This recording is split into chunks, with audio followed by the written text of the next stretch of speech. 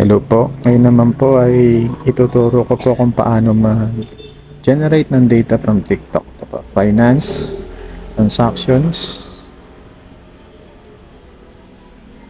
Yan. Loading na.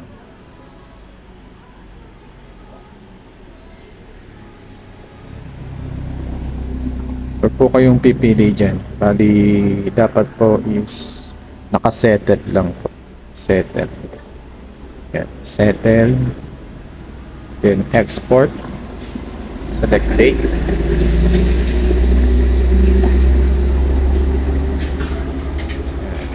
September 1 to 30.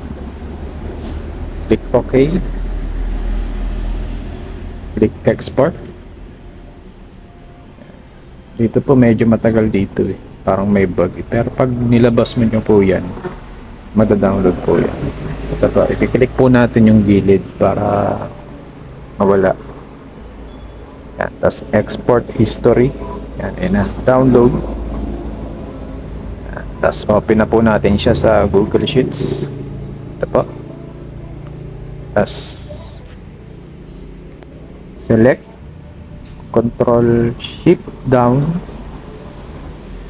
Shift right hanggang dulo, Control C. Then go back po tayo sa ating automated BOA. Punta sa TikTok data. Dito po sa kulay green, Control Shift Victory. Tapos, tingnan po natin yung settled time, September. So, sa BCR, i-input po natin yung September para lumabas siya. Ito, naka-July siya. So, palitan natin ng September, 9/1. Click Enter. Ito na po, lalabas na po yung sales natin sa TikTok. Ganun lang po ang pag-generate at pag-copy-paste ng data sa TikTok. Salamat po.